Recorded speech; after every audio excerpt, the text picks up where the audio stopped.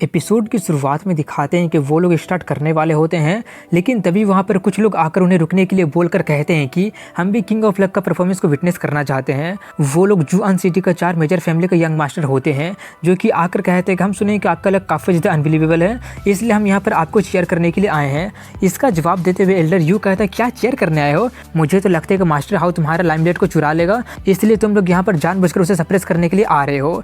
ये सुनकर young master कहता है कि आप हमारे बारे में कुछ ज़्यादा सोच रहे हैं, हम तो यहाँ पर बार्गेनिंग चिप लेकर आए हैं। इतना बोलकर वो फैंग की तरफ बढ़ते हुए कहते हैं कि तुम्हारे रूल के अकॉर्डिंग अगर तुम एक क्रिस्टल को निकाल दोगे तो तुम लोग इसे 10 क्रिस्टल ऑफर करोगे, लेकिन अगर तुम फेल हो जाते हो तो तुम्हें नील डाउन करके मुझे 3 बार ग्रैंडपा बुलाकर जुआन सिटी को छोड़कर जाना पड़ेगा। ये सुनकर एल्डर यू चिल्लाते हुए कहते हैं कि अपने मुंह बंद करो, मास्टर हाउ मेरा गेस्ट है, उनका डिसरिस्पेक्ट करने का मतलब है मेरा डिसरिस्पेक्ट करना। लेकिन तभी फैंग उसके साथ बेट करने के लिए तैयार हो जाता है और अपने बात को पूरा करते हुए वो कहता है कि इसे फेयर करने के लिए मुझे तुम्हारा क्रिस्टल नहीं चाहिए, अगर मैं जीत जाऊंगा तो तुम्हें नील डाउन करके मुझे 3 बार ग्रैंडपा बुलाना पड़ेगा।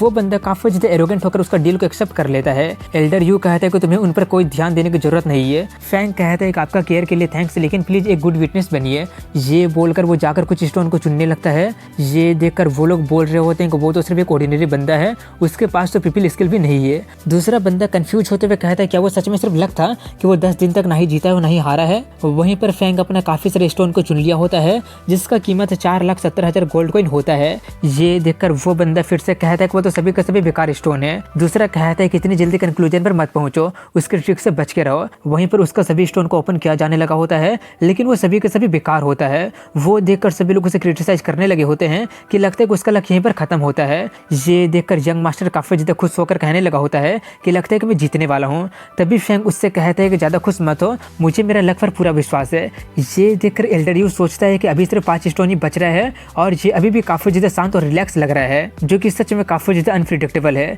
तभी फैंग एल्डर यू से कहता है कि मैं चाहता हूँ कि लॉर्ड यू बाकी के 5 स्टोन को खुद ही ओपन करे, मैं सोच रहा हूँ कि क्या ये ठीक होगा। वहीं पर ये देखकर यंग मास्टर काफी ज्यादा हैरानी से कहता है, क्या वो अभी भी कॉन्फिडेंस लग रहा है, अब सिर्फ बच्चे कितना स्टोन रहा है? दूसरा कहता है कि मैंने अपने स्किल का यूज करके ऑब्जर्व किया है और उनमें से किसी में से भी ऑरा नहीं निकल रहा है। वहीं पर उसकी बातें सुनकर एल्डर यू हंसते हुए कहता है कि मैं आपके ऑर्डर को रिस्पेक्टफुली फॉलो करूंगा, मैं भी आपका लक को विटनेस करना चाहूंगा। ये बोलकर वो बच्चे हुए स्टोन को ओपन करना स्टार्ट कर देता है, लेकिन वो सभी का सभी वेस्ट होता है। ये देखकर सभी लोगों को विश्वास हो गया होता है कि वो हारने वाला है। वहीं पर एक आखिरी स्टोन बच रहा होता है, उसे उठाकर वो अपने मन में कहता है कि क्या यही वो टीनेजर था जो कि सिर्फ अपने लक पर डिपेंडेंट था? ये सोचकर वो उसका आखिरी वाले को भी ओपन कर देता है, लेकिन उनकी उम्मीद के परे उसमें से क्रिस्टल निकल जाता है। ये देखकर सभी यंग मास्टर काफी ज्यादा हैरान हो जाते हैं। वहीं पर एल्डर यू उसे कांग्रेचुलेशन करते हुए कहता है कि मैं अपने प्रॉमिस को पूरा करके आपको 10 क्रिस्टल और दूंगा। फैंग उस क्रिस्टल को लेकर उससे कहता है कि मैं गेम जीत गया हूँ, अब बेट को ऑनर करने की बारी तुम्हारी है। ये सुनकर उसके फटने लगी होती है और वो नर्वस होते हुए कहने लगा होता है कि क्या तुम्हें सच में लगता है कि मैं तुम्हारे जैसा अनजान बंदे के सामने नील डाउन कर लूंगा? ये सुनकर एल्डर यू उसे डराते हुए कहने लगा होता है, तो तुम्हें लगता है कि मेरा वर्ड काउंट नहीं करता है? ये देखकर वो काफी ज्यादा डर जाता है और जल्दी से नील डाउन करके उसे 3 बार ग्रैंडपा बुला देता है। वो देखकर फैंग कहता है कि अब जबकि तुम बेट किए हो तो हारने के लिए भी तैयार रहना चाहिए। वहीं पर ये देखकर सभी ऑडियंस बातें करने लगे होते हैं कि आखिर सी फैमिली को ऑफेंड करने को उसका हिम्मत कैसे हो गया, लगता है कि उसे मरने से डर नहीं लगता है। तभी दूसरे यंग मास्टर उससे कहता है कि ज्यादा प्राउड मत हो, अब नील डाउन करने की बारी तुम्हारी है। ये सुनकर फैंग थोड़ा कंफ्यूज होते हुए पूछता है, वो कैसे? वो कहता है क्योंकि अब मैं तुम्हारे साथ बेट करने वाला हूँ। ये देखकर फैंग एल्डर यू से कहता है कि मुझे फिर से आपको ट्रैवल करना पड़ेगा, इन केस वो हार कर भागने की कोशिश करेगा इसलिए। ये सुनकर वो बंदा कहता है कि मैं युवान को गैम्बलिंग के अग्रीमेंट से अवॉइड करता हूँ और अग्रीमेंट को ना तोड़ने का कसम खाता हूँ। अगर मैं जीत जाऊंगा तो हाउ फैन नील डाउन करके मुझसे माफी मांगेगा और माफी मांगने के बाद जुआन सिटी को छोड़कर चला जाएगा, और अगर वो जीत जाता है तो मैं नील डाउन करके उसे ग्रैंडपा बुलाऊंगा। फैंग वो सुनकर कहता तो ठीक है, अब ये बताओ कि बेट क्या है? इसका कंडीशन ये होता है कि दोनों 7 स्टोन को खरीदेंगे और जिसका में से ज्यादा क्रिस्टल निकलेगा वही जीतेगा। और वो कंपटीशन स्टार्ट हो जाता है और फैंग उसे पहले चुनने के लिए कहता है। ये सुनकर युवान कहता है कि तुम हारोगे। ये बोलकर वो अपने स्किल का यूज करके स्टोन को चुनने लगता है।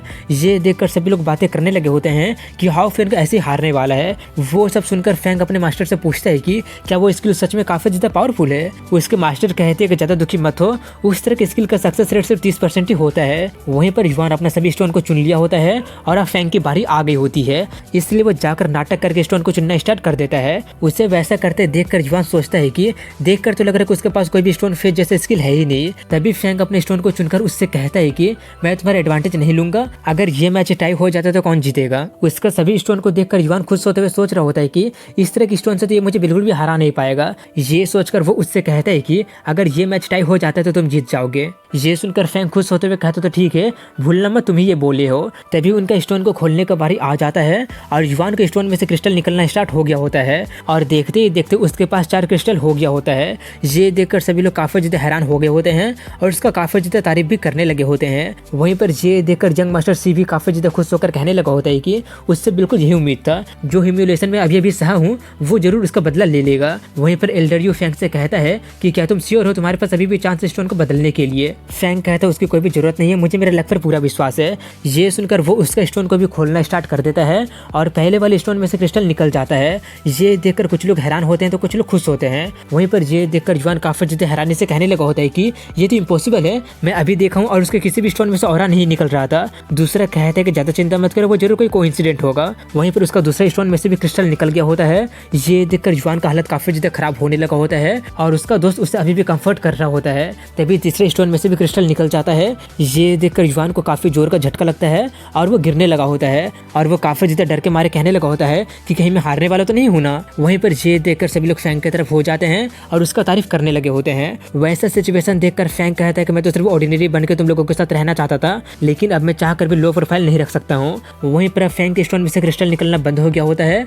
ये देखकर युवान को थोड़ा सा अच्छा फील होता है। वहीं पर ये देखकर सभी ऑडियंस फिर से अपना मुंह फेरने लगे होते हैं। तभी एल्डर यू को दिखाते हैं जो कि आगे बढ़ते हुए कहता है कि अब सिर्फ एक ही आखिरी स्टोन बच रहा है। ये बोलकर वो सोचते कि आखिर ये बच्चा सोच क्या रहा है। ये देखकर युवान के साथ उसके दोस्त भी काफी ज्यादा खुश हो रहे होते हैं और युवान खुशी खुशी सोच रहे होते हैं कि आखिर में तुम ही हारे ना। उसका वैसा स्माइल देखकर फैंग सोचता है कि मैं ज्यादा नंबर से नहीं जीतना चाहता था, इसलिए क्या तुम काफी ज्यादा प्राउड हो रहे हो। तभी युवान को दोस्त उससे कहते हैं कि अगर इसमें से क्रिस्टल निकल भी जाता है तो ये टाई हो जाएगा। ये सुनकर युवान को उसका मतलब समझ में आ जाता है और वो काफी ज्यादा हैरानी से सोचता है कि अगर ये टाई हो जाता है तो इसका मतलब मैं हार जाऊंगा। वहीं पर उसका आखिरी स्टोन को वो खोलना स्टार्ट कर दिया होता है और वो देखकर युवान को समझ में नहीं आ रहा होता है कि आखिर वो बंदा बिल्कुल भी नर्वस क्यों नहीं हो रहा है। तभी उसका स्टोन में से क्रिस्टल निकल जाता है जिसे देखकर युवान को सदमा बर्दाश्त नहीं हो पाता है और वो बेहोश हो जाता है और फैंग को विनर डिक्लेयर कर दिया जाता है और सभी लोग उसका नाम का नारा लगाने लगे होते हैं। फैंग शर्माते हुए कहता है कि वो सब तो सिर्फ मेरे लक पर डिपेंड करता था। ये देखकर एल्डर यू सोचता है कि 7 स्टोन में से 4 में क्रिस्टल निकल गया है, ये कोई लक नहीं हो सकता है। ये सोचकर वो युवान को देखकर कहता है कि लगता है कि वो सदमा बर्दाश्त नहीं कर पाया है और नील नहीं कर पाएगा। ये बोलकर वो उन्हें युवान को वहां से लेकर जाने के लिए कहता है और फैंग को अपना वेयर हाउस विजिट करने के लिए ऑफर करता है। इसलिए वो उसका वेयर हाउस में चला जाता है, जहां पर जाकर वो उससे पूछता है कि आप इन स्टोन के बारे में क्या सोचते हैं। फैंग कहता है बुरा नहीं है। ये बोलकर वो सोचते कि देखकर लग रहा है कि इसे बाहर का हिस्सा है, इसका मतलब जरूर एक इनर कोट भी होगा जहाँ पर स्ट्रॉन्ग और अच्छा स्टोन रखा होगा। तभी उसका बेस्ट उसका कपड़े में से बाहर निकल जाता है, जिससे पहचान कर एल्डर यू काफी ज्यादा हैरान हो जाता है। फैंग अपने सर के पीछे हाथ रखते हुए कहता है कि ये तो सिर्फ एक बेस्ट का बच्चा है जिससे कि मेरे एल्डर दिए हैं। ये सुनकर एल्डर यू कहता है लगता है कि हाउ फैमिली के एल्डर कोई ऑर्डिनरी लोग नहीं है। ये बोलकर वो सोचते हैं कहीं ये बंदा किसी हिडन ग्रेट फैमिली से बिलोंग तो नहीं करता है ना और बाहर में ट्रेनिंग करने के लिए आया है। अगर ऐसी बात है तो इसका बैकग्राउंड काफी ज्यादा टेरिफाइंग हो सकता है। ये सोचकर वो उससे कहते हैं कि आप तो सच में काफी ज्यादा कमाल के निकले। ये बोलकर वो उससे पूछता है कि आप कुछ स्टोन को खोलना चाहेंगे। इसके लिए फैंग तैयार हो जाता है, इसलिए वो कुछ स्टोन को चुनता है जिसमें से क्रिस्टल निकल जाता है। ये देखकर एल्डर यू कहता है कि आप तो सच में काफी ज्यादा कमाल के हैं, 30 स्टोन में से 20 में क्रिस्टल निकल गया है। फैंग कहता है कि वो सब तो सिर्फ मेरा लक का कमाल है, लेकिन वहीं पर अब उसे उसके बातों पर विश्वास नहीं होता है और वो सोचता है कि ये जरूर किसी हिडन फैमिली से बिलोंग करता है, मुझे इसका गुड बुक में आना ही होगा।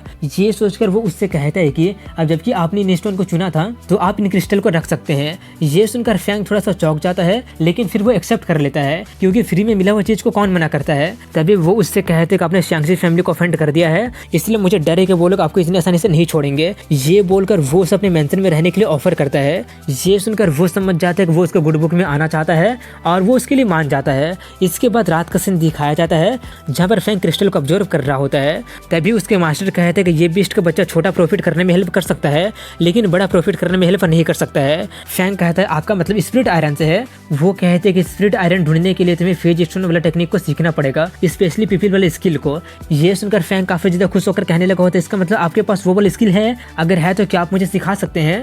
वो कहते हैं कि मैं तुम्हें जो सिखाना चाहती हूँ वो उसके एडवांस वर्जन है जिसका यूज करके तुम पर्पल पीपल को अचीव कर सकते हो। इसके बाद अगले दिन का सीन दिखाया जाता है जहाँ पर शैंक्सी फैमिली के युवान मेंशन को दिखाते हैं और उसी के साथ यहीं पर इस एपिसोड की एंडिंग हो जाती है। तो मिलता हूँ कल अगले वीडियो में, तब तक के लिए हैव अ गुड डे।